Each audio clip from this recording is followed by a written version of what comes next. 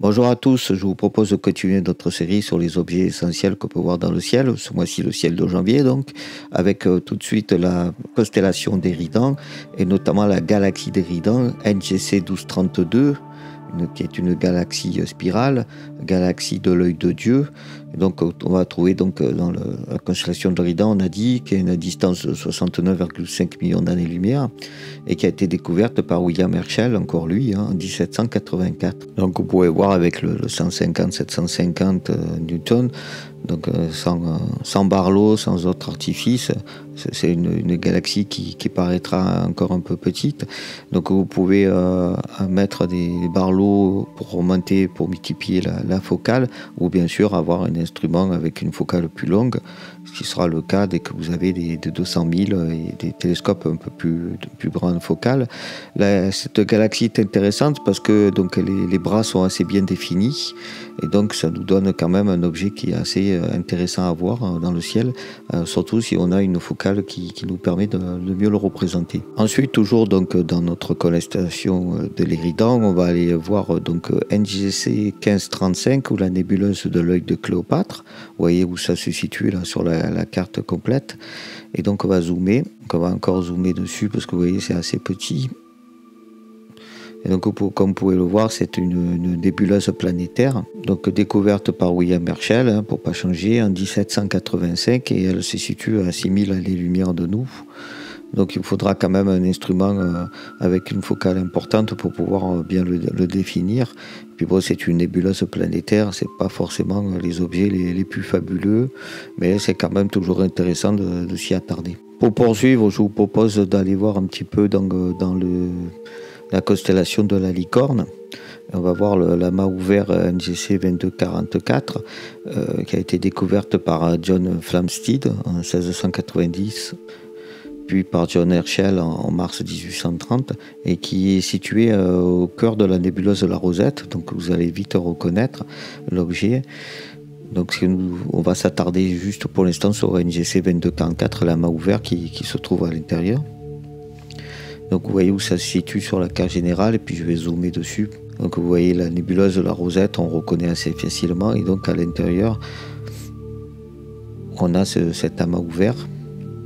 Je vais zoomer un petit peu. Donc c'est intéressant si vous avez une focale très longue, vous allez pouvoir zoomer et rester par rapport à cet amas ouvert à l'intérieur même de la nébuleuse de la Rosette. Et donc du coup vous allez vous retrouver avec quelque chose qui prend plein cadre et vraiment à la fois la nébulosité et l'amas. Toujours dans la constellation de la Licorne, donc on va faire un tour vers l'amas ouvert NGC 2323.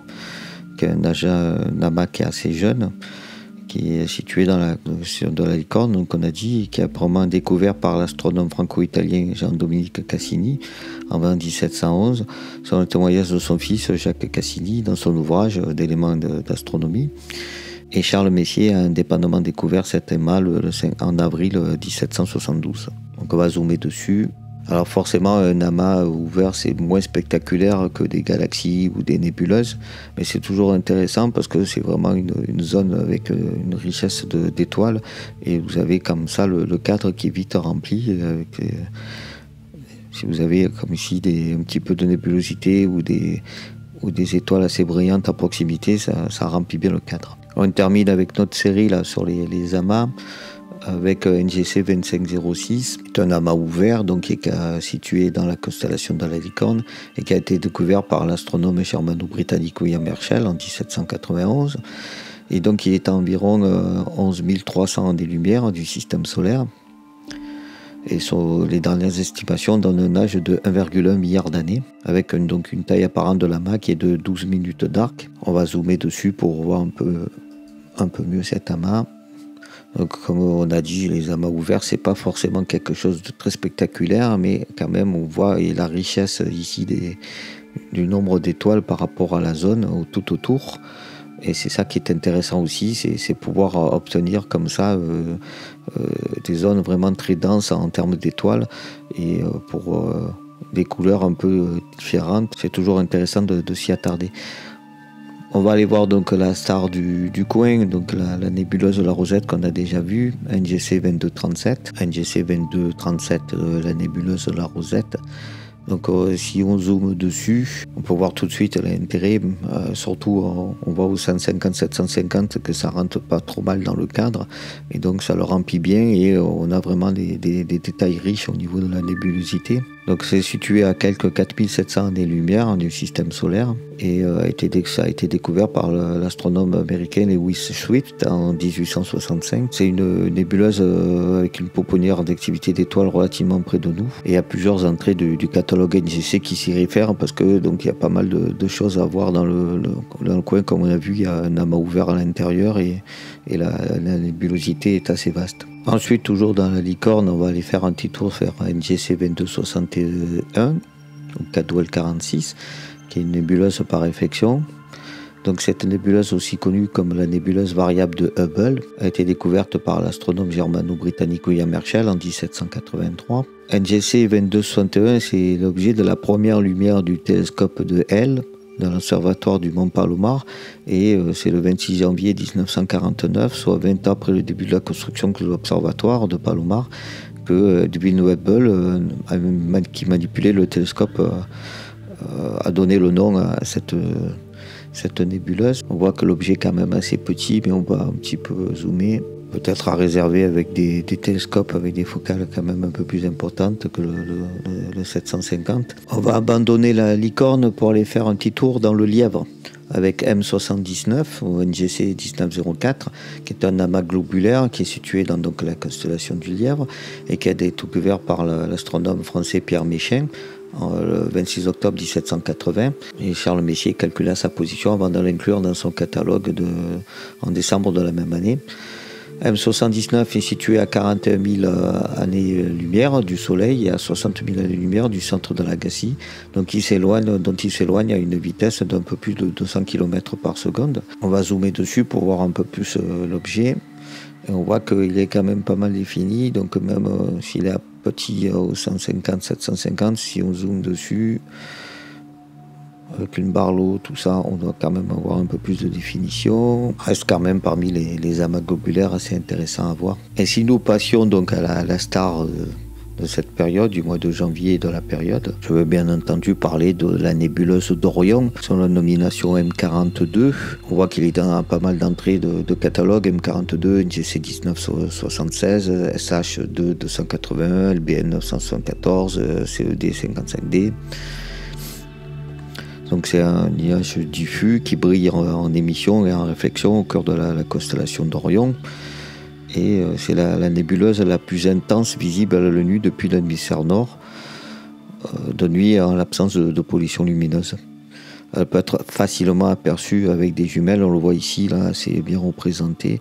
On voit ici ce qu'on appelle le bouclier d'Orion, là, ces 3 étoiles, assez visibles, assez clairement représenté dans le ciel, ce qui vous permet de guider votre œil, et en dessous vous allez vite voir la tache apparaître.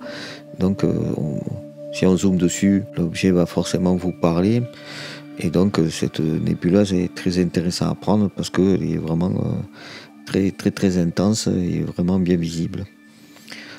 Sa structure occupe un pan de ciel de 66 par 60 minutes d'arc, 4 fois plus étendu que la pleine lune.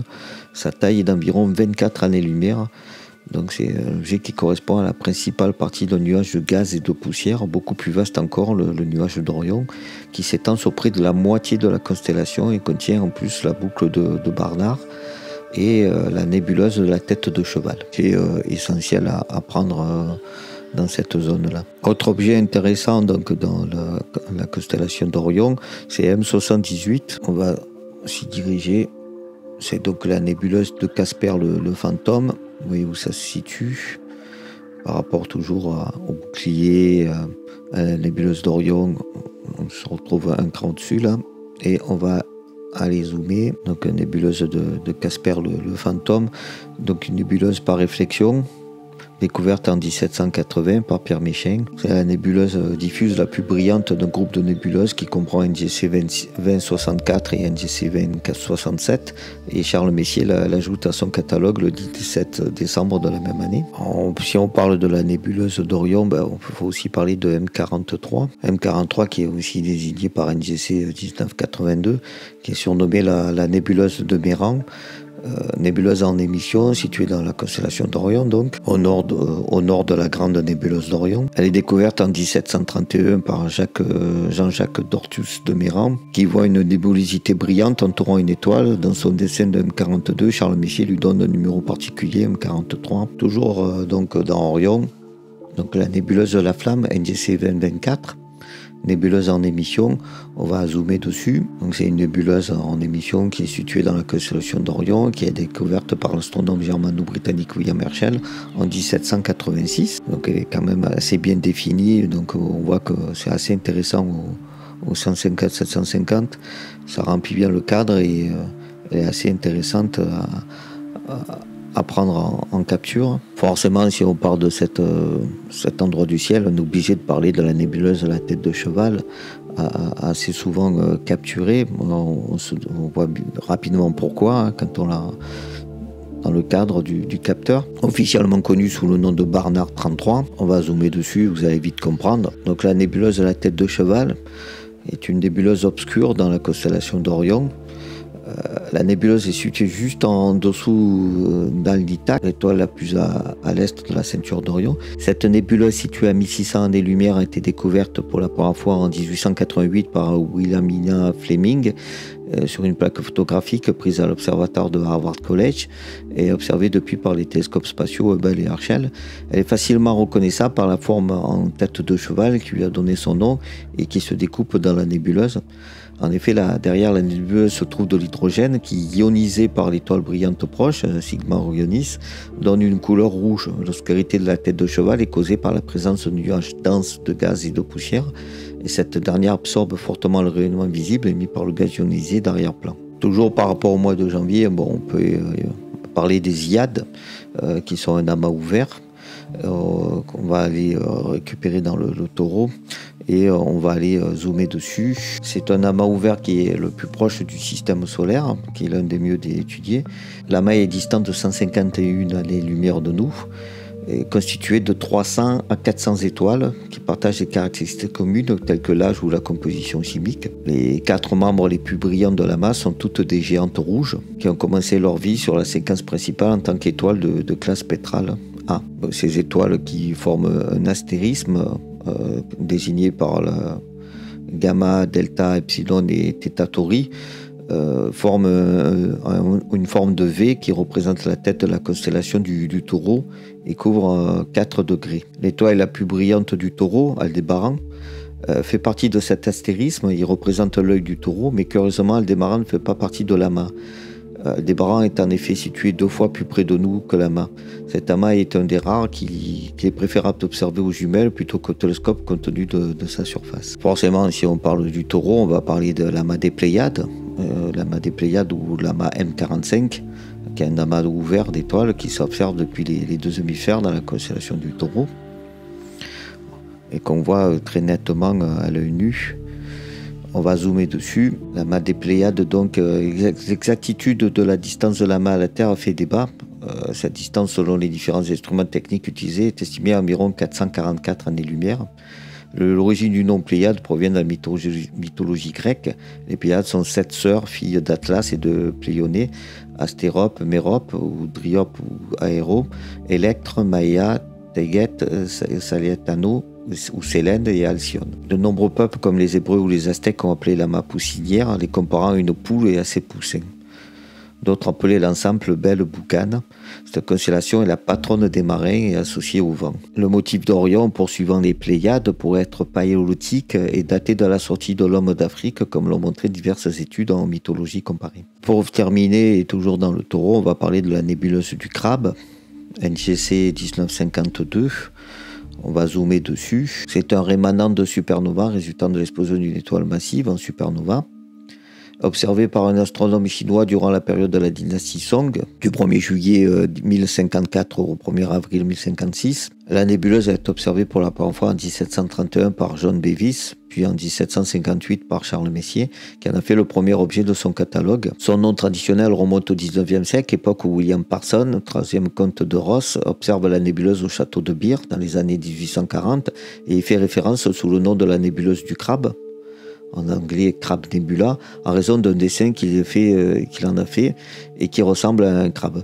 La nébuleuse du crabe ne doit pas être confondue avec la nébuleuse planétaire, parfois appelée nébuleuse australe du crabe, du fait de sa ressemblance considérée comme plus manifeste avec le crustacé éponyme, la nébuleuse planétaire HEN 204. Située à une distance de 6300 années-lumière de la Terre, dans la constellation du Taureau, la nébuleuse a un diamètre de 10 années-lumière, et sa vitesse d'expansion est de 1500 km par seconde. C'est le premier objet astronomique à avoir été associé à une explosion historique de supernova. La nébuleuse contient en son centre un pulsar, le pulsar du crabe, qui tourne sur lui-même environ 30 fois par seconde.